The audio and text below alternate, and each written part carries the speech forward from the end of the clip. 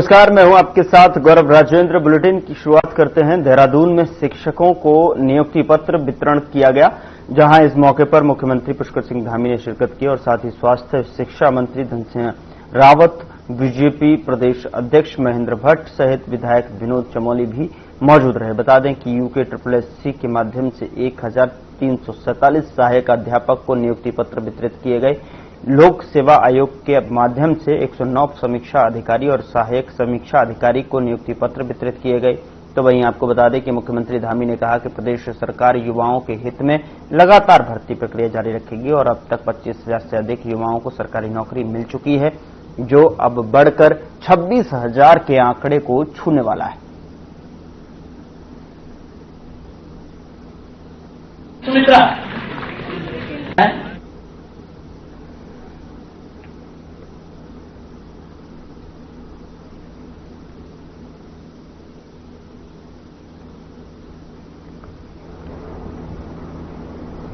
नैनीताल जिले के नए जिलाधिकारी के रूप में ललित मोहन रयाल ने औपचारिक रूप से कार्यभार संभाला। बता दें कि कार्यभार ग्रहण करने के बाद डीएम ने जिले के प्रशासनिक अधिकारियों के साथ बैठक कर विकास कार्यों और जनसेवा से जुड़े मुद्दों पर चर्चा की। डीएम ललित मोहन रयाल ने कहा कि आमजन के कार्यों को प्राथमिकता दी जाए और प्रत्येक विभाग से अपेक्षा की जाएगी कि जनता से जुड़े कामों में किसी प्रकार की लापरवाही न हो। उन्होंने कहा कि पर्यटन व्यवस्था और ट्रैफिक प्रबंधन पर भी विशेष ध्यान दिया जाएगा, ताकि पर्यटकों को किसी भी तरह की परेशानी का सामना न करना पड़े।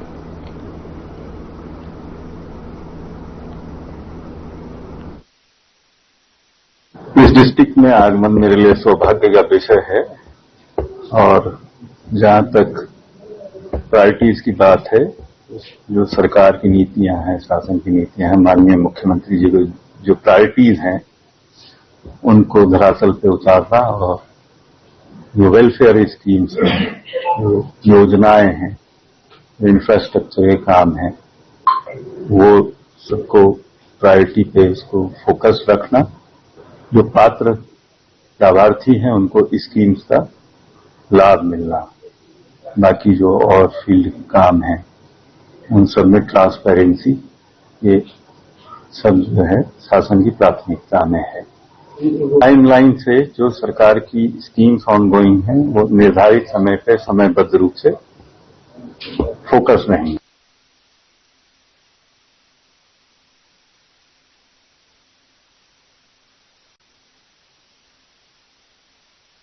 उधर अखिल भारतीय कांग्रेस कमेटी 15 अक्टूबर को उत्तराखंड के 27 संगठनात्मक जिले में जिला अध्यक्ष और महानगर अध्यक्षों की सूची जारी कर सकती है। पार्टी के राष्ट्रीय नेतृत्व ने 15 अक्टूबर को पर्यवेक्षकों की रिपोर्ट के आधार पर जिला और महानगर अध्यक्षों के नामों पर चर्चा के लिए प्रदेश नेताओं की दिल्ली में बैठक बुलाई है। संगठन सृजन कार्यक्रम के माध्यम से कांग्रेस ने पहली बार जिला अध्यक्ष और महानगर अध्यक्षों की नियुक्ति के लिए कार्यकर्ताओं और पार्टी नेताओं के साथ समाज के अलग अलग वर्गों से फीडबैक लिया।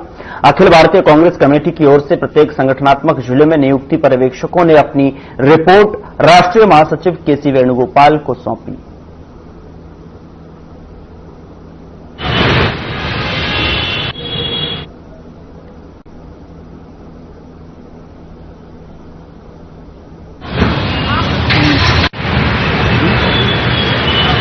निश्चित तौर पर देखिए, जिस तरह से राष्ट्रीय स्तर पर कांग्रेस पूरी तरह से जो है मुस्तैदी के साथ आज सड़क पर उतर रही है, उसी के आगे बढ़ाते हुए उत्तराखंड में भी जिस तरह से संगठन सृजन के कार्यक्रम यहां पर तमाम 27 जिलों में चले थे और तमाम केंद्रीय पर्यवेक्षक वहां आए थे और ब्लॉक स्तर पर जो है तमाम पर्यवेक्षक गए थे और ब्लॉक स्तर पर उन्होंने रायशुमारी की और बहुत खुलकर कार्यकर्ताओं ने अपनी बात को कहा और मैं समझता हूं वो पूरी रिपोर्ट्स उन्होंने जो है संबंधित को दिल्ली में जमा करा दी थी और अब उस पर निर्णय लेने का समय आ गया है। और उत्तराखंड से जो हमारे तमाम जो बड़े नेता हैं, जो सीनियर लीडर है, वो दिल्ली में है और बैठक होने जा रही है। तो मैं समझता हूं कि बहुत जल्दी ही जो है हमें जिला और महानगर के अध्यक्ष मिलने जा रहे हैं और उसके बाद तमाम जो मुद्दे हैं जो इस प्रदेश में लगातार जो भाजपा जो है उन मुद्दों पे जो है अपनी बात को प्रमुखता से रखते हुए जो लगातार शोषण कर रही है उत्तराखंड के लोगों का, चाहे बेरोजगारी का सवाल हो, महंगाई का सवाल हो,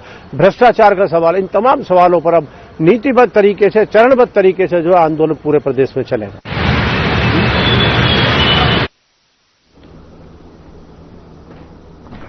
उधर गदरपुर के दिनेशपुर ऑडिटोरियम में महान पार्श्व गायक किशोर कुमार की पुण्यतिथि पर एक संगीतमय कार्यक्रम का आयोजन किया गया। स्थानीय कला और संस्कृति को बढ़ावा देने वाले इस मंच ने शहर के उभरते कलाकारों को एक यादगार अवसर प्रदान किया है। कार्यक्रम में कलाकारों ने रूप तेरा मस्ताना, जीना यहां मरना यहां, चला जाता हूं किसी की धुन में जैसे सदाबहार गीतों को अपनी आवाज में प्रस्तुत कर माहौल को भावनाओं से भर दिया। पूरे सभागार में किशोरदा की यादों की गूंज सुनाई दी। इस अवसर पर आम आदमी पार्टी के बंगाली प्रकोष्ठ के प्रदेश संयोजक सुभाष व्यापारी ने कहा कि किशोर कुमार का योगदान भारतीय संगीत जगत के इतिहास में अमिट है। उन्हें युगों युगों तक याद किया जाएगा। कार्यक्रम के अंत में स्थानीय कलाकार नैनी बढ़ाई ने कहा कि ऐसे आयोजन नई पीढ़ी को संगीत के स्वर्ण युग से जोड़ने का कार्य करते हैं।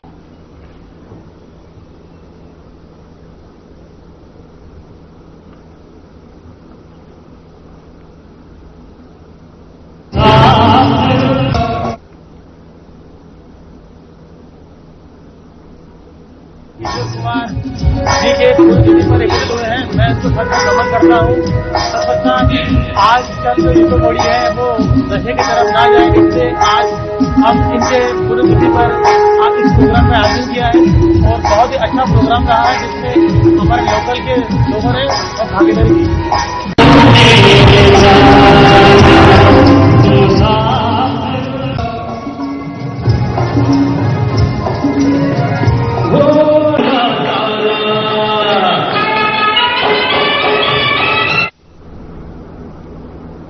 हल्द्वानी के गोलापार क्षेत्र में जमीन से जुड़े विवादित मामले में पुलिस द्वारा एफआईआर दर्ज किए जाने के बाद अब पीड़ित पक्ष सामने आया है। बता दें कि पीड़ितों ने आईजी कुमाऊं रिद्धिम अग्रवाल से मुलाकात कर अपनी बात उनके सामने रखी और आरोप लगाए कि इस प्रकरण में उनकी बेवजह मानहानि की गई है और गोलापार देवला तल्ला पजाया क्षेत्र की विवादित भूमि प्रकरण में पुलिस ने लैंड फ्रॉड कमेटी की रिपोर्ट के आधार पर 7 खरीदारों के खिलाफ धोखाधड़ी की एफआईआर दर्ज की थी।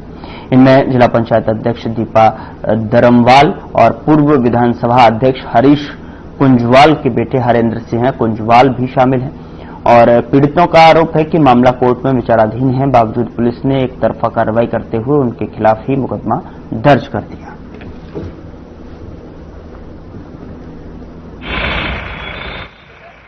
तारीख को काठगोदाम थाने में एक 420 की एफआईआर दर्ज कराते हैं। कोई व्यक्ति है रविशंकर जोशी, जिस व्यक्ति द्वारा ये एफआईआर दर्ज की गई है इसके कोई भी फैक्ट इस पे भिन्न है, यानी कि जो वास्तव में तथाकथित पीड़ित जिसको बताया गया है वो रविकांत फुलारा नाम का व्यक्ति है।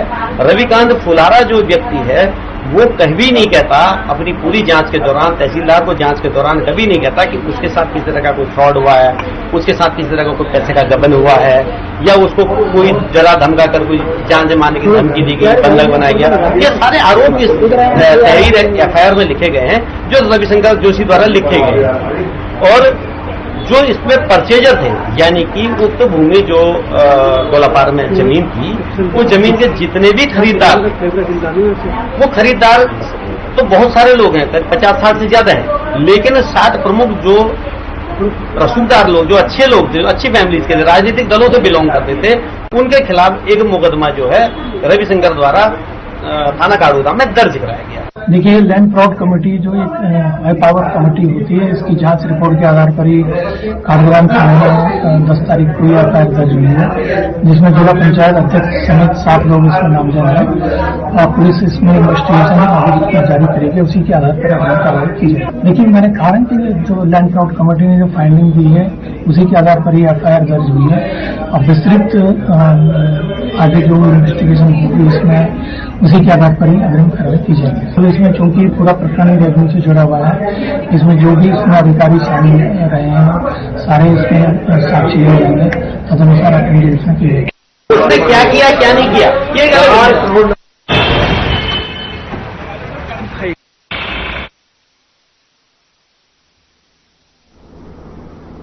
उत्तराखंड में 2027 के विधानसभा चुनावों की तैयारियां शुरू हो चुकी हैं और अब विपक्षी दल कांग्रेस ने अपनी रणनीति को धार देना शुरू कर दिया है। इसी कड़ी में कांग्रेस ने आज मंगलवार में मंगलौर में भव्य बाइक रैली का आयोजन किया। रैली में प्रदेश प्रभारी शैलजा, प्रदेश अध्यक्ष करण मेहरा और नेता प्रतिपक्ष यशपाल आर्य शामिल हुए। रैली मंगलौर लनौरा होते हुए खानपुर तक निकाली गई।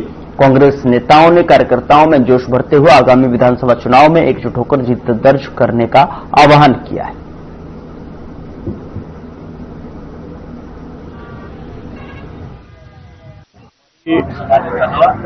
प्रदेश की प्रभारी कुमारी शैलजा जी, माननीय सांसद लोकसभा, आज पहली बार हमारे कानपुर विधानसभा में आ रही है, तो आज हमारे तमाम युवा साथी सब उनका अभिनंदन करने के लिए यहाँ पर एकत्रित हुए हैं और एक विशाल बाइक रैली उनके साथ चलेगी जो उन्हें कानपुर विधानसभा के लंडौरा तक लेकर जाएंगे। और ये मैसेज देने का काम हम लोगों के द्वारा किया जाएगा कि कांग्रेस पूरी शक्ति के साथ यहाँ पर मजबूत। उधर श्री केदारनाथ धाम में मुकेश अंबानी के साथ बीकेटीसी अध्यक्ष हेमंत द्विवेदी का प्रवेश करना पुरोहितों को जो है बड़ा रास नहीं आ रहा है। पंडा पुरोहितों ने बाकायदा मुख्यमंत्री को पत्र लिखकर अध्यक्ष को पद से हटाने की मांग की है, नहीं तो फिर कपाट बंद होने के बाद आंदोलन करने का ऐलान कर दिया है। वहीं पंडा पुरोहितों के आरोपों का कांग्रेस अध्यक्ष ने भी समर्थन किया है। पीसीसी अध्यक्ष करण माहरा का साफ कहना है कि अगर मंदिरों के भीतर भी राजनीति होने लगेगी तो फिर पंडा समाज का आक्रोश लाजमी है। इसके लिए सरकार को सख्त से सख्त कदम उठाने चाहिए।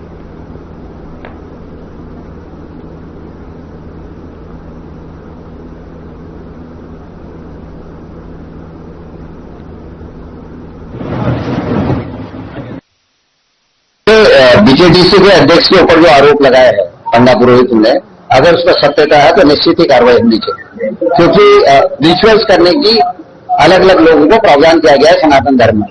कौन पूजा करेगा, कौन अर्चना करेगा, कौन भैरव कहाँ बैठेंगे, देवता कहाँ बैठेंगे, सब चीजें हमारे यहाँ तय है। मंदिर का साइज से लेके पूजा की पद्धति तक हर चीज तय है।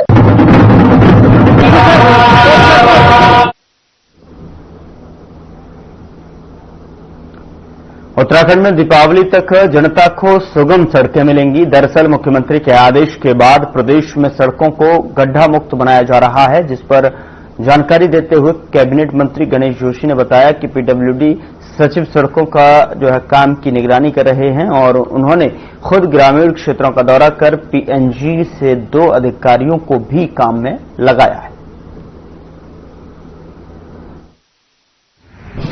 देखिए, अगर आपने देखा होगा युद्ध स्तर पर हमारी सरकार काम कर रही है और सचिव पीडब्ल्यूडी को हमने खुद सड़कों पर उतार दिया है। रात को 12 बजे तक सचिव खुद खड़े होकर सड़कों का काम करवा रहे हैं।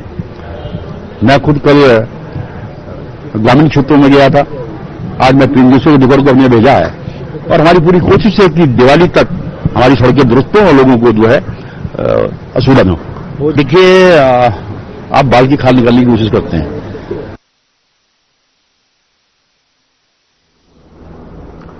यहां रुक रहे एक छोटे से ब्रेक के लिए। ब्रेक के उस पार खबरों का सिलसिला लगातार जारी है।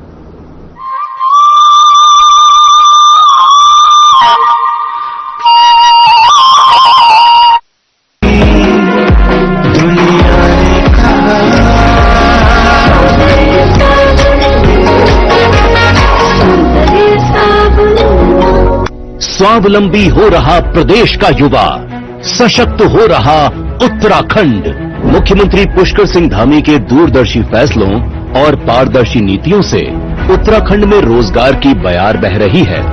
युवाओं की लाचारी और भ्रष्टाचार की मार पुरानी बात हो गई है। अब युवाओं की मेहनत को समय रहते सही परिणाम मिल रहा है। ऐतिहासिक नकल विरोधी कानून के लागू होने के बाद उत्तराखंड में प्रतियोगी परीक्षाओं में पारदर्शिता आई है। समयबद्ध ढंग से न सिर्फ विज्ञप्ति निकल रही हैं, बल्कि परीक्षा के बाद चयन भी हो रहा है। यही वजह है कि धामी सरकार के कार्यकाल में अब तक 25,000 से ज्यादा युवाओं को सरकारी सेवाओं में रोजगार देने का रिकॉर्ड बना है।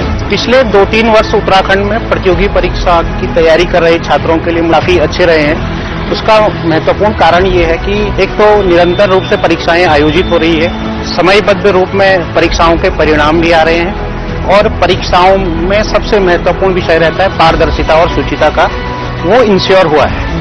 मुख्यमंत्री पुष्कर धामी ने महिलाओं के सामाजिक आर्थिक सशक्तिकरण की दिशा में साहसिक कदम उठाया।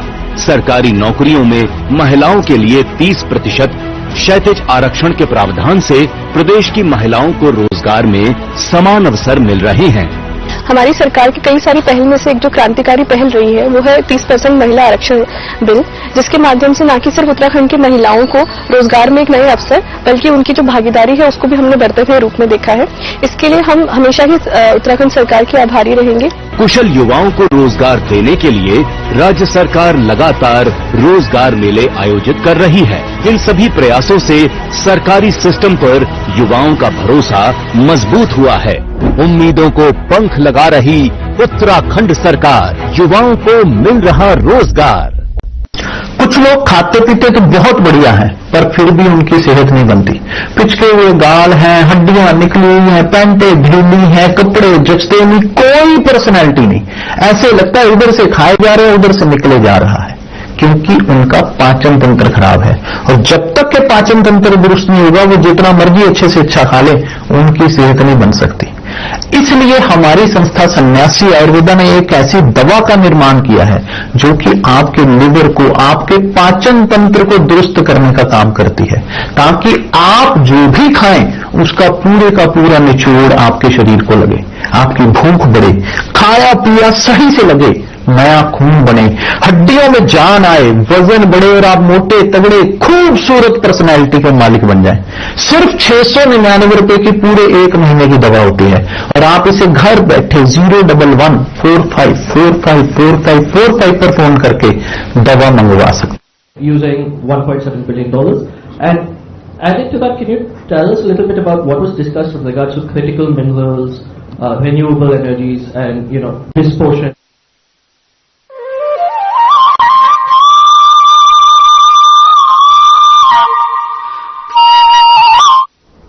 ब्रेक के बाद स्वागत है आपका। खबरों में आगे बढ़ते हैं। अल्मोड़ा में राम ज्योति आंदोलन के 35 वर्ष पूरे होने पर भव्य सम्मान समारोह आयोजन किया गया और आपको बता दें कि कार्यक्रम में केंद्रीय सड़क परिवहन राज्य मंत्री अजय टम्टा, बीजेपी के पूर्व सांसद बलराज पासी और विधायक बंशीधर भगत शामिल हुए और इस अवसर पर राम मंदिर निर्माण से जुड़े कार्यकर्ताओं और राम भक्तों को सम्मानित किया गया। समारोह में वक्ताओं ने राम ज्योति आंदोलन के गौरवशाली इतिहास को याद किया। केंद्रीय मंत्री अजय टम्टा ने कहा कि 25 सितंबर 1990 को लालकृष्ण आडवाणी के नेतृत्व में सोमनाथ से राम ज्योति आंदोलन शुरू हुआ था और 30 अक्टूबर 1990 को कारसेवकों ने अयोध्या में राम मंदिर निर्माण का कलश स्थापित किया। उन्होंने कहा कि उस समय लाखों कारसेवकों ने बलिदान दिया और अल्मोड़ा में भी आंदोलन ने ऐतिहासिक रूप लिया।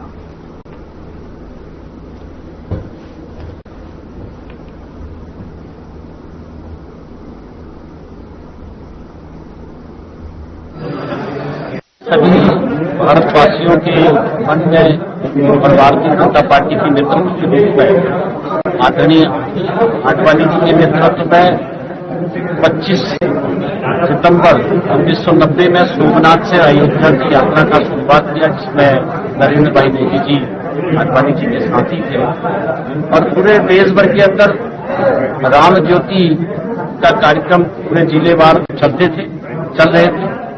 और आपके ध्यान में ये जैसे कि 30 अक्टूबर 1990 को राम के हरिद्वार जिलाधिकारी निर्देश पर एलडीएम दिनेश गुप्ता ने जानकारी दी कि जिले में 16 अक्टूबर को एक विशेष शिविर आयोजित किया जा रहा है और ये camp hotel garden view SIDCUL में सुबह 11 बजे से दोपहर 1 बजे तक आयोजित होगा और उन्होंने आगे बताया कि इस कैंप का उद्देश्य उन अनक्लेम्ड डिपॉजिट्स का निस्तारण करना है जिन पर पिछले 10 सालों से किसी ने दावा नहीं किया। सारे बैंकों से गवर्नमेंट के डील करता हूं और इसमें हम लोग 16 अक्टूबर को एक कैंप आयोजन कर रहे हैं जिसमें अनक्लेम डिपॉजिट, चाहे वो बैंक में है, चाहे वो इंश्योरेंस का हो, चाहे वो सेबी का हो या किसी का कोई पेंशन रुका हुआ हो, जो 10 साल से पैसे जिसको कोई क्लेम नहीं कर रहा है उसको हम लोग बुला के उनको इकट्ठा कर रहे हैं और उनको क्लेम दे रहे हैं। ये कैंप 16 तारीख को सारे बैंक मिलके। उधर आरएसएस की स्थापना के 100 साल पूरे होने के अवसर पर दिनेशपुर इकाई ने खुदीराम बोस स्टेडियम में एक भव्य बैठक का आयोजन किया, जिसके बाद पूरे नगर की परिक्रमा करते हुए एक अनुशासित पथ संचालन निकाला गया। बता दें कि यह आयोजन संघ के शताब्दी संकल्प और राष्ट्र के प्रति सेवा भाव को समर्पित था, जहां इस दौरान पूरा दिनेशपुर नगर केसरिया रंग से रंगा हुआ दिखा और स्थानीय नागरिकों ने जगह जगह पुष्प वर्षा कर स्वयंसेवकों का भव्य अभिनंदन किया। इस दौरान कार्यक्रम के मुख्य वक्ता चंद्रशेखर ने अपने उद्बोधन में कहा कि संघ की 100 वर्षों की यात्रा त्याग, तपस्या और निस्वार्थ सेवा की कहानी है। एक इंटीग्रेटेड कार्रवाई है, तो अगर इसमें कोई भी लिंक वीक हुआ तो वो जो साइकिल है ऑफ एनफोर्समेंट इवेंट्स वो हमारा कॉम्प्रोमाइज हो जाता है। तो हमारे सभी लिंक्स को उतना ही स्ट्रांग होना पड़ेगा, चाहे वो हमारे एसटीएफ हो, पुलिस हो, हमारे इन्फॉर्मेंट्स हो या हमारी सूचना प्रणाली हो कि जब हमें इंफॉर्मेशन कोई देना चाहता है तो हमारे पास उतनी कैपेसिटी हो उसको रिटेन करने की, ग्रहण करने की भी। इंफॉर्मेशन रिसीट जो हमारा मैकेनिज्म है वो भी स्ट्रांग होना चाहिए। और इसके पश्चात जब हम अपनी सैंपलिंग करें तो वो हम प्रथम बार अब इंट्रोड्यूस कर रहे हैं, जो किट्स हमारी प्राइमरी जांच के लिए होती हैं वो किट्स हमने क्रय कर ली हैं और अब बहुत जल्द रैंडमली जो टारगेटेड यूनिवर्सिटीज हैं या हमारे स्थल हैं वहां पर अमल में लाई जाएगी हमारी टीम्स द्वारा। टीम हमारी मल्टी डिसिप्लिनरी है जिसमें एसडीएम, सीईओ और एडिशनल सीएमओ है और वहां पर अगर कोई भी ऐसा केस आएगा तो डेफिनेटली यूनिवर्सिटी के जो प्रबंधक हैं, डीन हैं, रजिस्ट्रार हैं, ओनर हैं, सबको बुक किया जाएगा।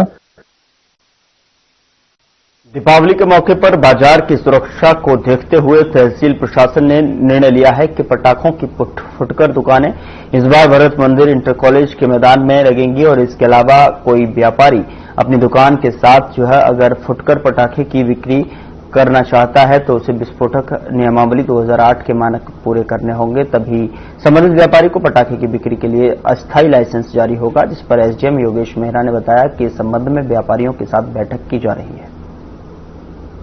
देखिए, जो पटाखा व्यवसायी, व्यापार मंडल और अन्य जो स्टेक होल्डर्स हैं उनके साथ जनपद स्तर पर भी और उसके बाद तहसील स्तर पर भी एडमिनिस्ट्रेशन, पुलिस और फायर डिपार्टमेंट और जो अन्य लैंड डिपार्टमेंट है उनकी एक बैठक अभी हुई थी, जिसमें ये ऋषिकेश के लिए बेसिकली निर्णय लिया गया कि जो 3 स्थान पूर्व में चिन्हित किए गए हैं, भरत मंदिर इंटर कॉलेज और रायवाला का ग्राउंड और इस तरह रानी पोखरी का ग्राउंड, वहीं पर अस्थायी लाइसेंस जो है वो आतिशबाजी के निर्गत किए जाएंगे और जो 17 अक्टूबर से लेकर 21 अक्टूबर तक की अवधि के लिए निर्गत किए जाएंगे। और यदि किसी कोई शॉपकीपर या कोई व्यवसायी अपनी दुकान के साथ अगर अस्थायी लाइसेंस के लिए आवेदन करता है तो उसको समस्त मानकों का जो एक्सप्लोजिव रूल्स है उनका अनुपालन करना पड़ेगा। ऋषिकेश नगर निगम क्षेत्र अंतर्गत शिवाजी नगर के मेन रोड और आंतरिक मार्गों की हालत बद से बदतर हो गई है। हालत ऐसे है कि वाहन तो छोड़िए, पैदल चलना भी इन सड़कों पर जोखिम भरा हो गया है।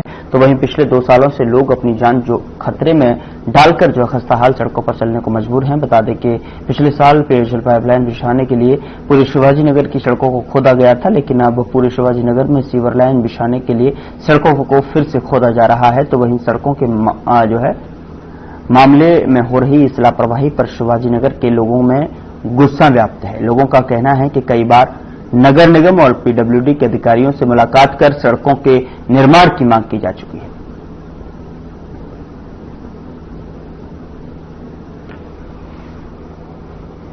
देहरादून में बढ़ते नशे के मामले को देखते हुए जिलाधिकारी सविन बंसल ने सख्त रुख अपनाया है। उन्होंने कहा कि अब ऐसे कॉलेजों और विश्वविद्यालयों को चिन्हित किया जाएगा जहां नशे से जुड़े मामले पाए जाते हैं। डीएम ने स्पष्ट किया है कि जिला प्रशासन ड्रग्स फ्री कैंपस के लक्ष्य को लेकर गंभीर है और इस दिशा में लगातार औचक निरीक्षण कर अभियान चलाए जाएंगे। और डीएम सविन बंसल ने कहा कि युवा पीढ़ी को नशे की गिरफ्त से बचाना हमारी सर्वोच्च प्राथमिकता है। शिक्षण संस्थान ज्ञान का केंद्र हैं और इन्हें नशे से मुक्त और सुरक्षित वातावरण बनाए रखना हमारी सामूहिक जिम्मेदारी है।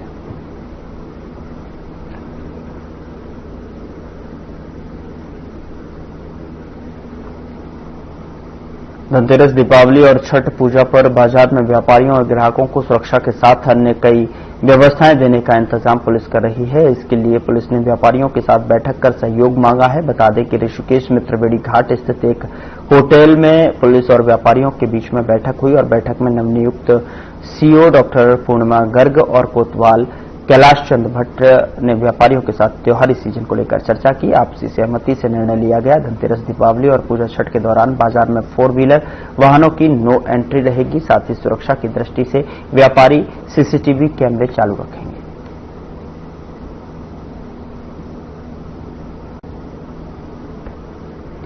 फिलहाल बुलेटिन में इतना ही। नमस्कार।